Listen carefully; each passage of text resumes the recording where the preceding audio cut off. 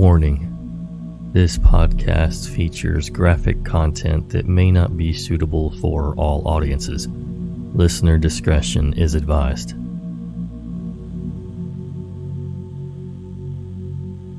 Hello again, Nightmare Society, and welcome to another episode of True Horror Stories.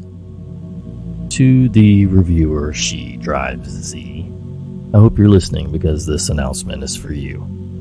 I have a couple of notes I'd like you all to be aware of, if you don't mind.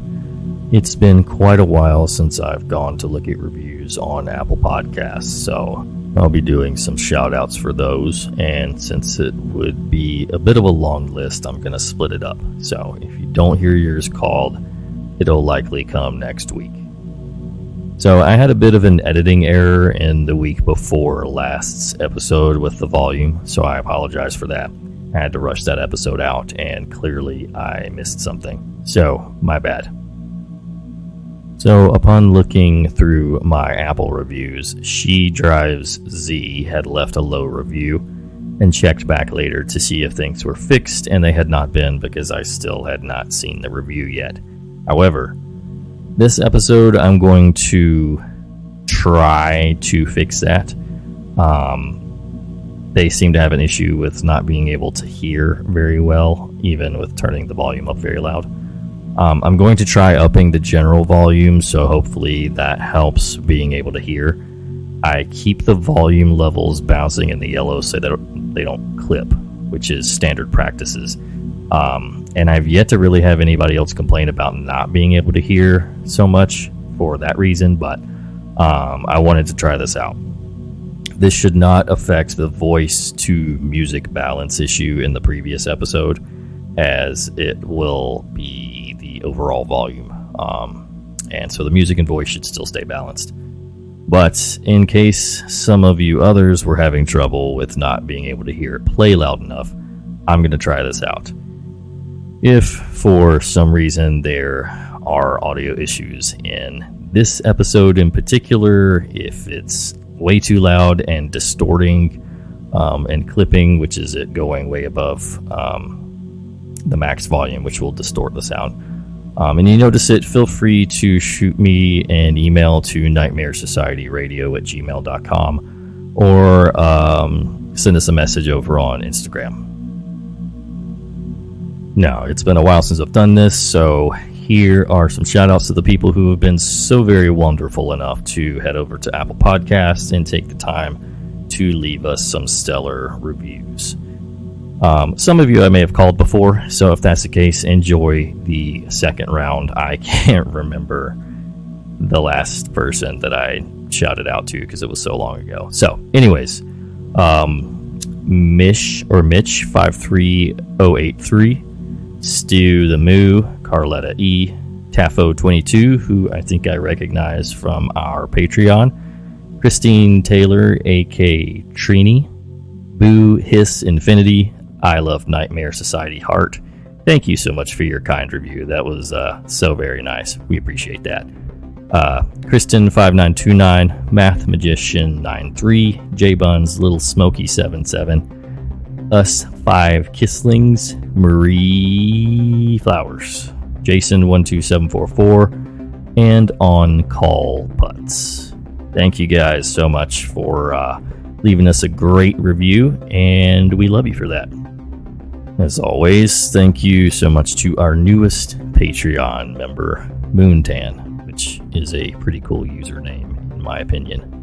And of course, thank you to our contributors for tonight's stories: User as Bullmighty, User the Obsessives, User Cheesy Lump, User Bad Skeleton, User Disaster Child, and User Taylor Ferran. Last but not least, remember, Nightmare Society is a weekly podcast. We release every Thursday, and it's available pretty much on any kind of pod streamer you might possibly use. If that pod streamer allows you to leave a review, we would greatly appreciate it. It helps us reach other listeners. Also, if you have a YouTube, which I know you do, head over to our YouTube, subscribe, like a video, leave a comment, something. We'd greatly appreciate that as well. Now, finally, get comfy and prepare yourself for another episode of The Nightmare Society.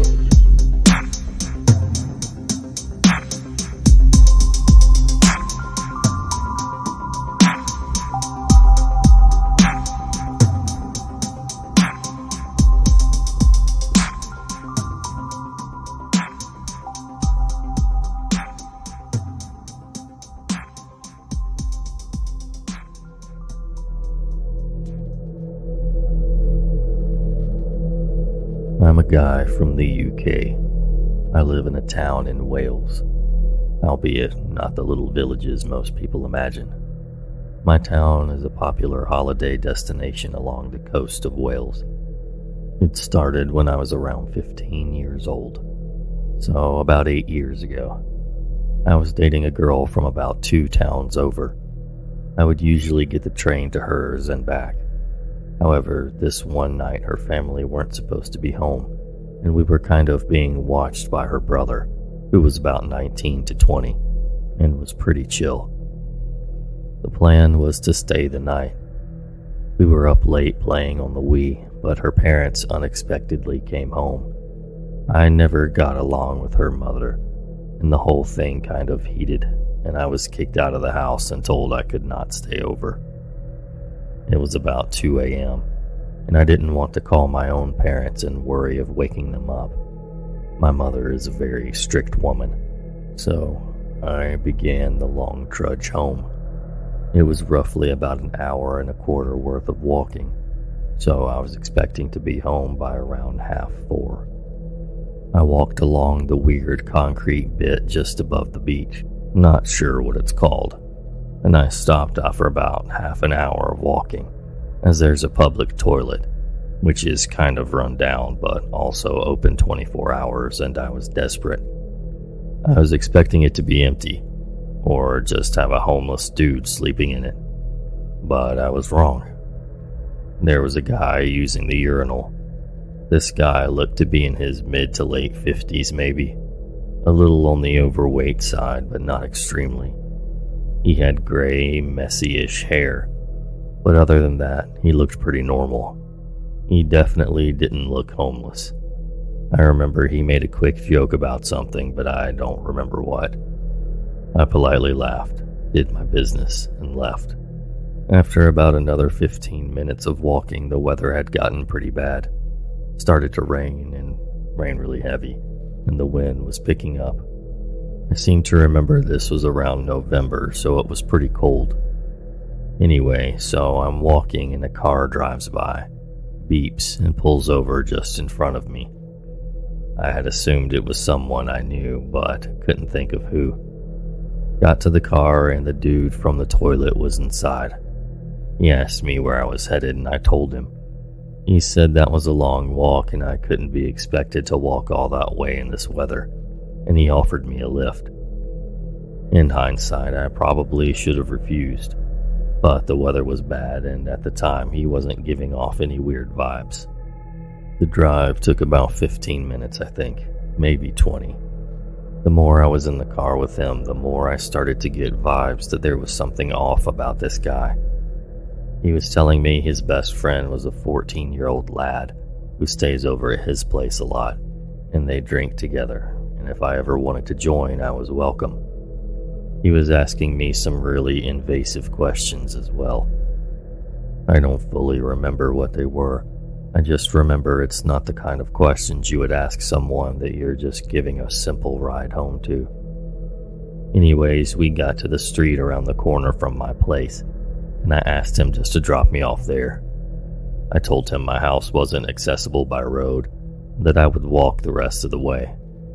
He gave me his number and told me to ring him when I got back to my house safely, as he wanted to make sure I got home okay. I asked him what his name was. At this point, he knew my full name, and he just said, Pete. I said, Pete what? My phone wants a surname. He wouldn't tell me. He just kept saying, Just call me. I I later found out that Pete was a fake name too. I got into my house and texted him, just to let him know I was home safe. Probably a bad decision, but back then I was full of bad decisions, to be honest. The next day came and I was expecting everything to go back to normal. It didn't, because I stupidly gave Pete my number when I texted him. I started to get texts from him every morning, basically just saying good morning to me and wishing me well. I replied to the first few and then started ignoring them. He then started trying to ring me. Every single evening, I would ignore most of his calls, but he would often repeatedly ring until I answered. He was sending me these texts, inviting me over to his house for some drinks. He kept telling me he had just gotten himself a pool table and wanted me to come and play it with him. He was telling me a story of a friend he was playing pool with, the 14-year-old I was talking about, and accidentally let slip that the guy called him John. I collared him about this and said, I thought your name was Pete. He said, Friend's name is John. And I said, you just said that your friend called you John, and you told me that your friend was called Tom. He says, Oh, well, some people call me John, it's like anything. But his name is John too. He hesitated saying this, and I kind of clicked that he was telling me a bunch of lies. I kept refusing, but he kept asking. For a while, my mom wanted to know who this dude was that kept texting me and ringing me. I told her, and she rang him herself from her phone, and told him that if he carried on texting and ringing me, she would be calling the police. I did not get any more texts from him after that, but it didn't end there. I had a routine, you see, and he knew it. I always walked my dog at 3:30 every afternoon and played with her for about 40 minutes at the end of my street in a field, just near where he had dropped me off. I started to notice his car pulling up there within 5 minutes of me getting there with my dog. He had tinted windows, but I would always notice the car lights were always left on, and the engine was always running. Also, I recognized his car. I would occasionally notice the car door open and a large flash from that direction as if someone was taking photos. I started changing the time I walked my dog, but he would eventually figure it out and start showing up either earlier or later to coincide when I was walking with her. This went on for months, and I never mentioned it to anyone, but one day it just stopped. He stopped pulling up at the side of the field. I never saw his car anymore. No text messages or phone calls from him. It all just stopped. I ended up getting a new phone about a year after that, and had that one for another 2 years. I dug out my old phone when I was around 18 or 19, after the dog mentioned earlier passed away. I had some old pictures and videos of her on that phone, and wanted to transfer them over to my PC so that I always had them. I turned on a phone which had been turned off for several years now, and still had the old SIM in it. That's when I got my final message from Pete. It was an odd one, and it was about 14 months old. It said something along the lines of, I know we haven't spoken in a while, but I just thought you should know that over the years I was diagnosed with an illness, and I've been told I don't have long to live. You were a good friend to me in the short time we knew each other. I live at 123 Road Street and would really appreciate it if you would come around just so I can have a last chat with you. I've got some beers, and if it gets too late, you can stay the night. Just drop me a phone call when you want to come around so that I can get everything ready for you. See you soon.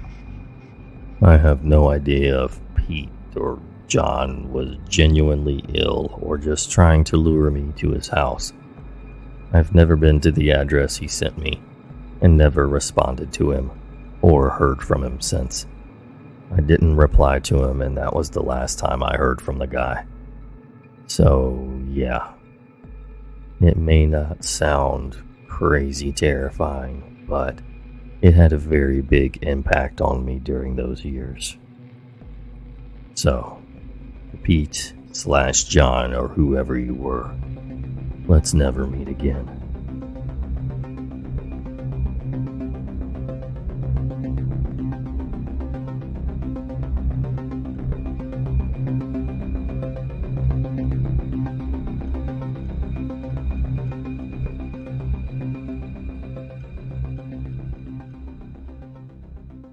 I'm a 21-year-old female, and this happened to me about 6 years ago, when I was around 15 years old.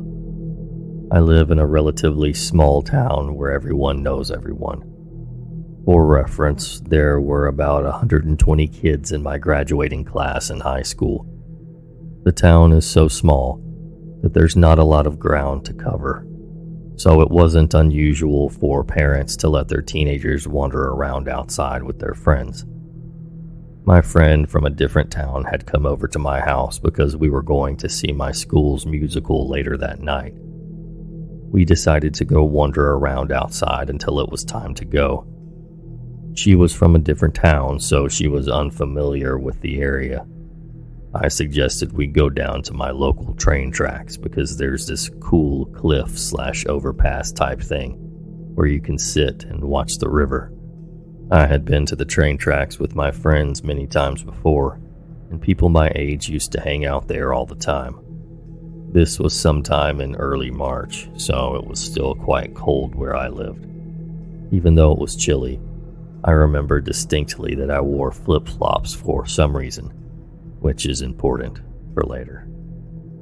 The train tracks intersected a street in my town which was quite close to my house. So this is where we entered the tracks. We were walking and spotted a middle-aged man who was alone and on the phone. We thought nothing of it and kept walking. We made it to the overpass and were sitting there just hanging out when we noticed the man had passed earlier and was slowly inching closer and closer. We both noticed but decided not to panic since it's possible he was just slowly making his way down the tracks. Maybe 5 minutes had passed and the man was getting increasingly closer and closer to us. At this point, we noticed that he is getting closer to us at an alarming rate. He's not continuously in motion. It's more like we notice him standing still doing whatever, and then a minute later he's standing even closer to us than he was prior. Now he's close enough where we can clearly make him out. He's within an earshot and could easily get to us if that was his goal. My friend and I are starting to get nervous. We're two teenage girls in the middle of, essentially, the woods, with no one around us other than this creepy man. I've watched a lot of investigation Discovery in my day, so I think it's best to just try to promptly make my way out of there without creating chaos. I decide it would be a good idea to pull out my phone and pretend to talk to my mother as we begin walking back to the main road. My friend and I are calmly walking down the tracks while I have the phone up to my ear. I'm saying things like, "Yeah, we're at the tracks and we're on our way home." Just making stuff up so this guy thinks my mom is aware of my exact location. There's a point where we have to walk directly past the man in order to get to our destination. It's at this point where he opens his mouth and says clear as day, "I know you're not on the phone." At that point, my fight or flight kicks in and I'm terrified. Up until this moment, the creepy man had not directly said or done anything to make us think he was a direct threat. The situation was uncomfortable enough that my friend and I thought we better head out. When the man said these words to me, I quickly realized that the perceived threat was both real and dangerous. As soon as my brain registered what he said, my friend and I both ran for our lives. I was never one to enjoy physical activity, let alone running, but I could have won an Olympic medal that day. I ran so fast that my flip-flop broke and I ended up running barefoot in the gravel that lined the tracks.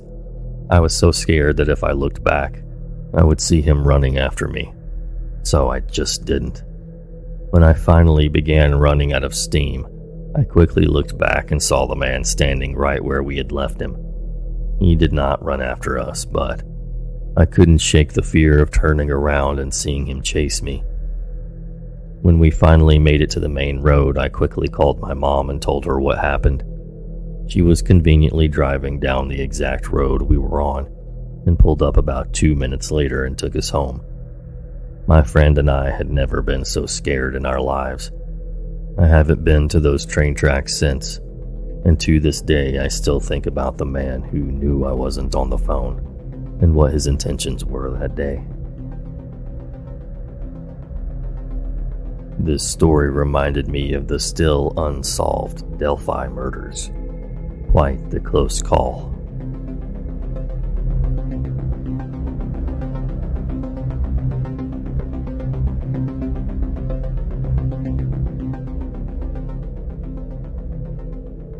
I live in a pretty rough neighborhood.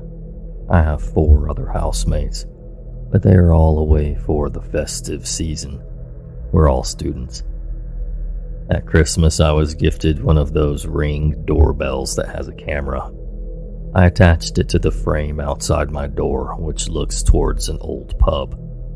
A couple of days went by and then the postman rang the doorbell, which was pleasant. It worked great. However, a couple of days later, on my way back from work, I noticed that the Ring bell had been stolen. I hadn't even thought about this. Of course, it had been stolen.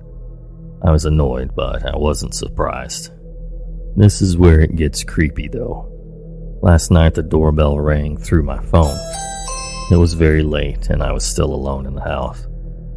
The screen was dark, and it was just an image of the house. The person that stole it was sitting outside, filming my house, with my own Ring doorbell. I was shaken.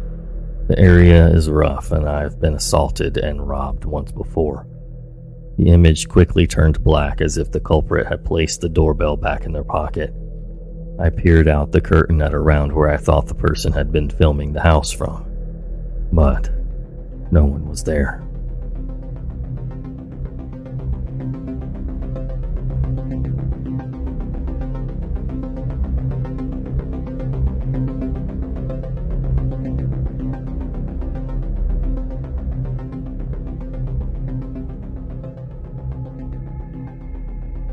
When I was a junior in college, I went camping with 4 friends in Bald Eagle State Park in Pennsylvania.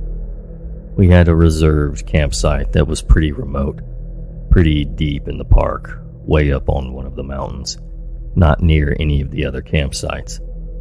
It was located at the end of a narrow dirt road, maybe about 75 feet long, which itself broke off from the main road, which I think was also dirt. There was nothing at the end of the little road but our campsite. We parked at the entrance to the park and spent the day hiking up to the site, setting up camp and then hiking around. We made a fire, made dinner, and turned in. Not long afterwards, we discovered that one of the guys with us snored. Loudly. Like walls of the tent shaking snores. Truly deafening stuff. After probably half an hour or so, the rest of us gave up on trying to sleep and climbed out of our tents, leaving our loud friend snoring away in his. My friend at the time was a DJ for our school's radio station, and she had a late night show. I think it was between midnight and 2 a.m. Since we couldn't sleep, we trekked up the main road where the reception was better, and where we would actually be able to hear the radio over the snores. When we got to the road, we stood in a loose circle near the entrance to our site. As we stood there, a black pickup truck with its lights off appeared out of the woods and passed us, very slowly. It was unmarked, not a ranger. After that, we listened to the radio for maybe another half hour or 45 minutes, and then briefly called in to say hi. Finally, though, we decided to head back to bed. One of the girls went off into the woods to take care of some things while I climbed back into the tent I shared with her and got into my sleeping bag. After a couple of minutes, I heard her moving through the leaves towards the tent, coming from my right. At the same time, I also heard the unmistakable rumble of tires on the ground. I stood up and looked out the little screened window of the tent. We had not bothered to put up the rainfly, as it was perfectly clear that night, with a very bright moon, so I could see everything. I saw my friend come sprinting back to the tent and duck behind it as the black truck pulls into our campsite, still with its headlights off, and then shuts off its engine and sits there. Our friend is still snoring. I have a little knife in my tent, and I know my other two friends have at least one in theirs, but we have no other weapons, no guns or bear spray, so we just watch. As I said, it's a clear night and I can see the truck just fine. It's maybe 20 feet from my tent, but I can't see who's in the truck or how many people there are.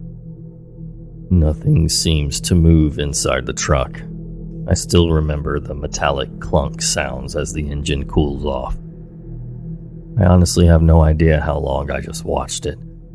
My friend had ducked down behind our tent and I could hear her breathing that she was terrified, but neither of us said a word. It feels like a really long time went by. It had to be at least 10 minutes, but it could have been half an hour or more. We just kept waiting for something to happen. Nothing ever did. Eventually, the truck started up again, and then backed up down the long, narrow dirt road. It never turned its headlights on. I heard it drive back in the direction it had originally come from, and that was it. My friend burst into the tent a second later.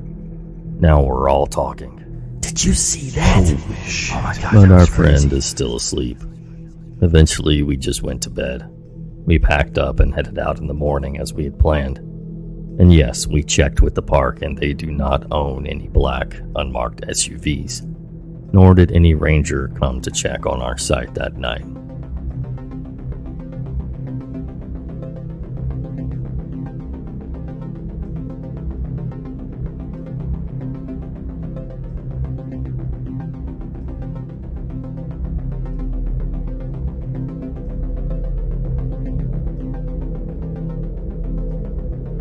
This happened to me last summer. I was staying at my girlfriend's parents' house in a medium, small Swedish town. We were playing games with her two brothers. I think it was during our attempts to slay Moon Lord in Terraria. But I digress. Her older brother, who lived alone in an apartment further down into the center of town, had left a while ago and we were still sitting around watching videos and stuff on the internet. We had left some windows open to let some air in, and through one of the living room windows we heard loud screams of someone clearly in some kind of distress. It was a male voice and it was definitely filled with panic. So, being how I am, I put on shoes, grabbed a steel shoehorn, and went outside. The house had a small graveled yard with fences all around. A lot of houses next to it, along with the town's junior high. Right outside the entryway to the yard, down to the left, as seen from the house, there was a dirt path down a hill through a tiny brush forest, ending at a road passing the town's high school, the road being lit with a single light post just before the forest. I rushed to the entryway, started walking down the path only to notice rustling in the brush. A man clad in jeans, a black puffed jacket, and a baseball cap comes out onto the path, turns towards me, looks straight at me between the eyes, and started up a quick stride straight towards me. As he was doing so, he took his hands out of his pockets, pulled down the zipper of his jacket, put one hand inside and grabbed something. First thought that came to mind was that this was the man making the screams, trying to lure someone out of their home in the middle of the night. There was not one other living soul in sight. I kind of freaked out, but also was contemplating to just juggernaut him and smack him down, since he was not far away, and I weigh in at about 140 kg. Eventually, after a split second of thoughts, I turn and rush back into the house.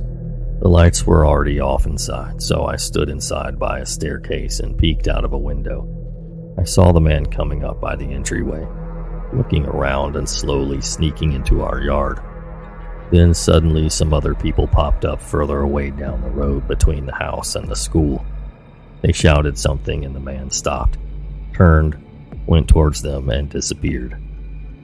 I sighed out of relief, and a shot of fear hit me right in the face as I just then realized I didn't lock the freaking door. Had that man continued on, he'd be able to get inside, leaving us at his mercy. Would he have had a knife or a gun, especially? So, weird scream fisher man. Let's not meet again.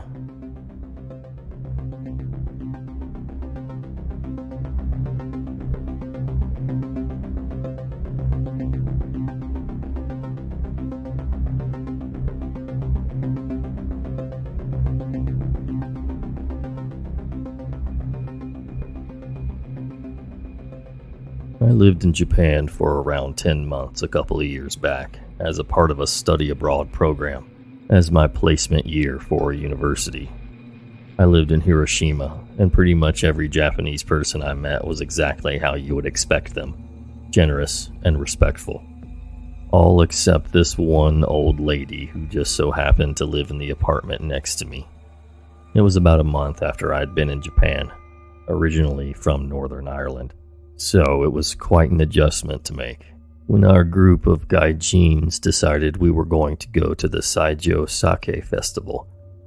For those who don't know, this is a huge sake, aka rice wine, drinking festival that, from what I now understand, everyone goes to and gets extremely drunk at. As men of fine taste and culture, we sampled many different kinds of sake from all over Japan and got rode off beyond belief.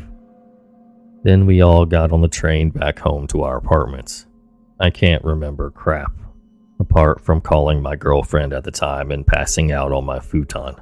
Normal stuff. Skip to 6 a.m. the next morning when my loud as hell doorbell wakes me up. Keep in mind my apartment is extremely small, so the noise is extremely loud. I check the time and I'm confused as anything, but assume it's just my friend from downstairs who wants to talk about last night. I look through the peephole in my door and I see a police officer standing there.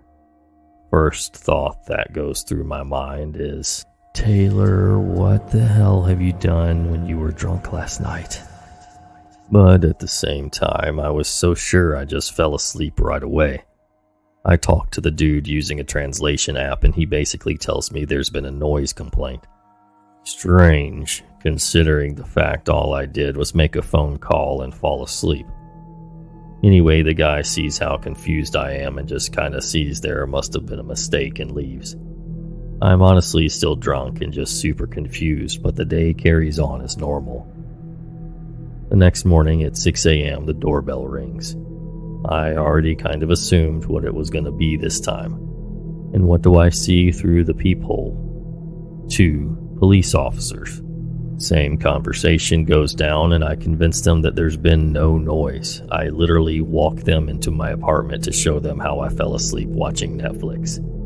They tell me at this point it's the neighbor, who I've never met, who's making the complaints. At this point, I think she's just being a jerk.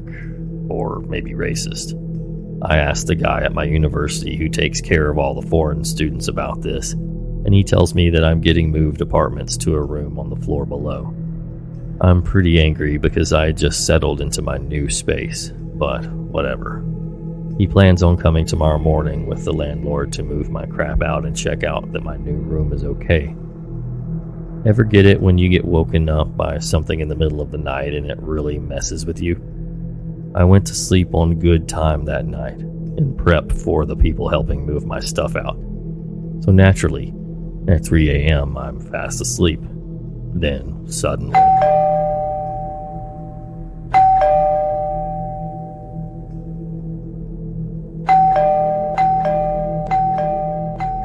my doorbell is just constantly ringing. It's freaking deafening and of course has woken me up straight away. I can't even begin to tell you how scared I was. Couldn't even move. Didn't want to.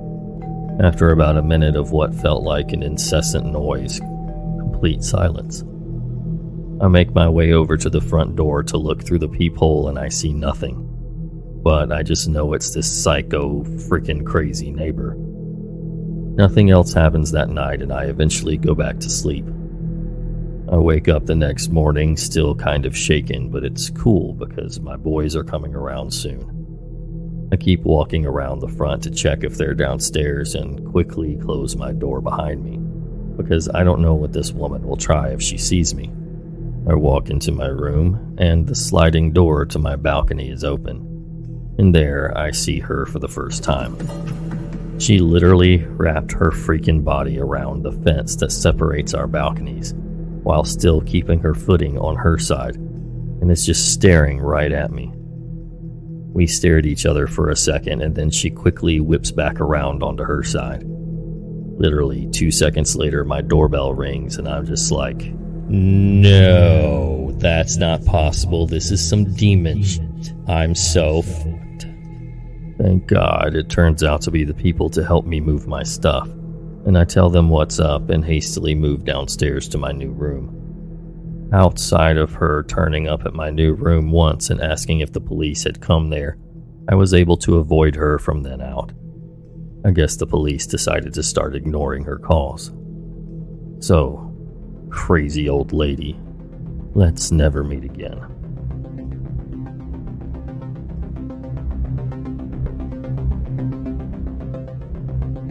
I hope you enjoyed. Thank you so much for listening. Be safe, and until next time.